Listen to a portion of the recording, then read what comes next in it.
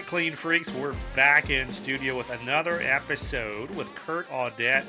We're talking, Kurt.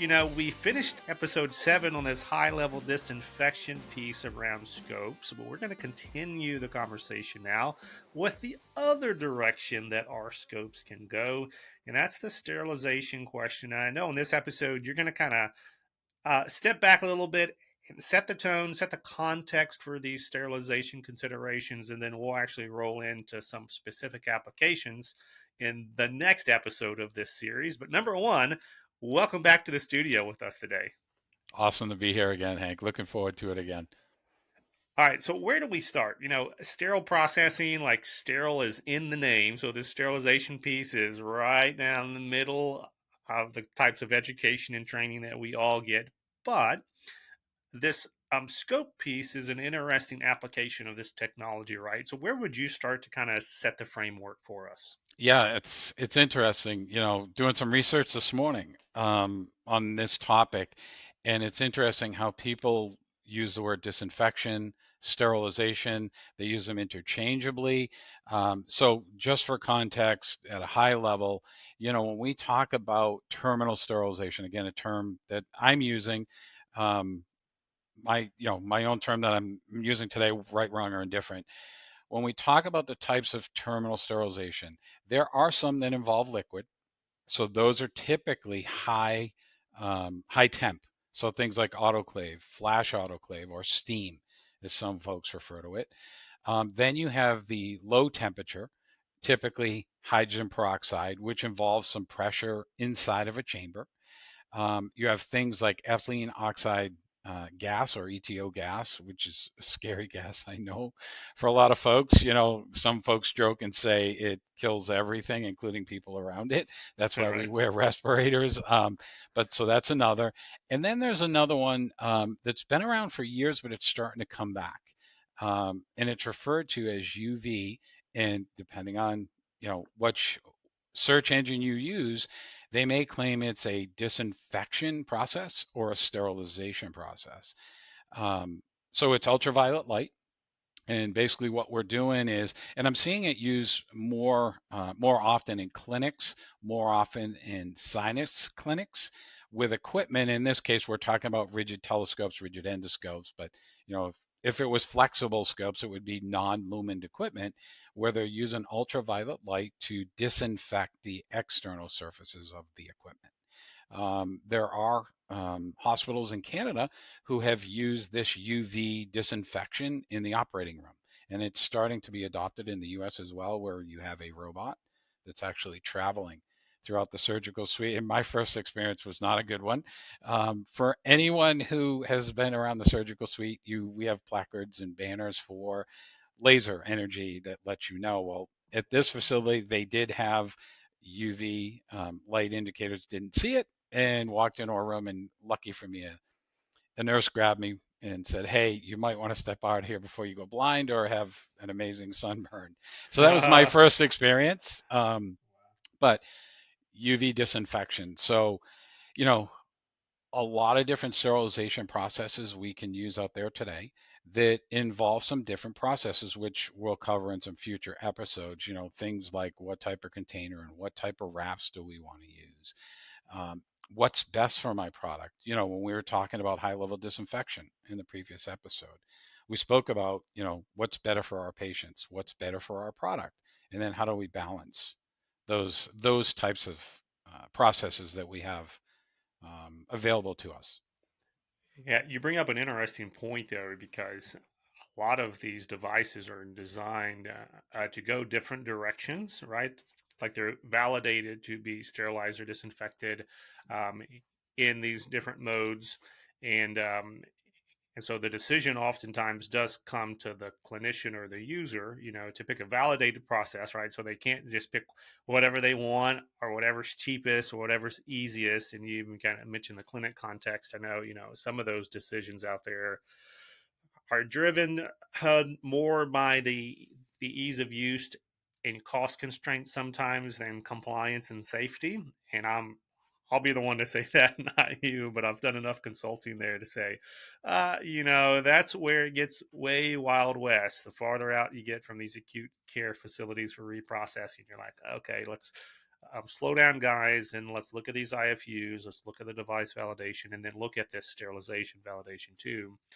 Um, just to kind of level set, I know this is the foundation episode on uh, this conversation for sterilization, but you mentioned, the disinfection claims um, versus, sometimes sterilization claims for some of the UV tech. Um, what is that threshold that changes from something being disinfected to something being sterilized? How is that defined out there in our industry today? Yeah.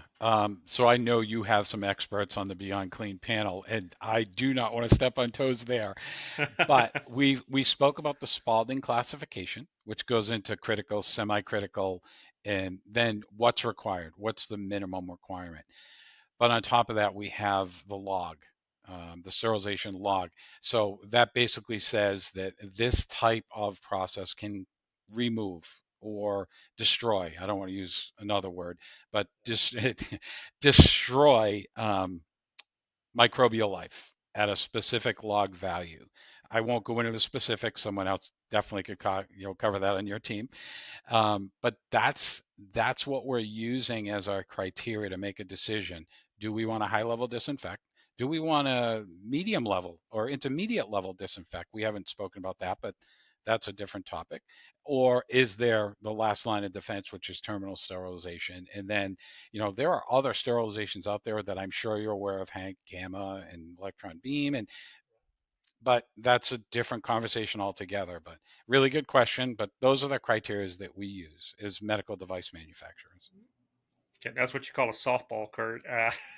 Throw that up, but yeah, the log reduction was exactly where I was looking to go. Just want to. It's a good reminder, for clinicians to really call that out because we put a lot of trust in these device manufacturers on the equipment side, but then also on the device side in their marketing language. But people do make claims sometimes that if you start really digging into what exactly this device is doing, and you even alluded, to a great application, is like, well, it can work for non-lumen devices. It may not work or it may not be validated for lumen devices, and so there's a lot of critical thinking that goes into play, and that's actually where you're getting in this interview. Is hey, if you're choosing your sterilization direction, you've got to put all of these pieces together and ensure that it's good for the equipment, it's good for the process, and that Number it's one, safe for the patient. good for the patient. Yes, Absolutely. absolutely. Yep. All right, Kurt. Um, One last question before we wrap this episode. And again, we're going to come back and we're going to continue talking about this sterilization piece and really applying this to the workflow in front of us. But um, the question on drying is critically important. It causes all kinds of issues on the equipment side, obviously with canceled cycles and such, but then it can also just cause efficacy issues of not actually sterilizing the equipment that we're running through this sterilization cycle. So, kind of speak to this drying piece and how folks are navigating that today. Yeah, we covered this in a couple episodes back, I think, as well. So there's a new guidance that's being provided to us this year that the requirement for at least medical device manufacturers, and I don't know if this will be articulated, over the wall, is that we dry lumen scopes for 10 minutes. 10 minutes. Some of the individuals on this call are probably thinking, oh, wow, that's a lot. And then there's questions about, and maybe we'll talk about this later on, how do we store devices after they've been high level disinfected?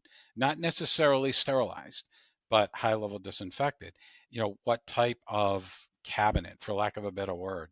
Is it a cabinet that's just a static cabinet where we hang or put rigid telescopes in an environment that's isolated?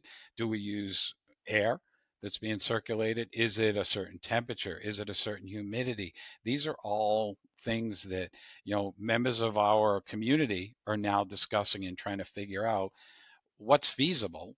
But number one, again, what's safe for the patient? Yeah, and you're right. That's a great call out. This is a clinical conversation that's going on. It's been going on, for a number of years, right? It's not like 2024 people just woke up, but we're finally hitting that kind of Malcolm Gladwell tipping point to where there's enough people on the manufacturer side, on the clinical side, on the regulatory side. They're saying, okay, we got to figure this thing out. So to your point, thankfully, it seems like there's some more guidance that'll be coming out there soon. So Kurt.Audette here with us on this Scope Expert series, really diving into these questions and topics. If you got a question for Kurt that hasn't been covered yet, track him down through LinkedIn. Make sure to friend him on there, follow him for more insights and perspectives. But then obviously you can ask him other questions that he didn't cover on this call. Um, and you'll see Kurt at various conferences through the years. He's done conferences on the Beyond Clean channel, but I know, Kurt, that you speak and educate out there in the industry uh, in addition to all that as well. And the best part of all is we get to have you back for a couple more episodes in this expert series. So hang with us, and we'll talk to you all next time that we bring Kurt back next month. And until we see you then, keep fighting dirt.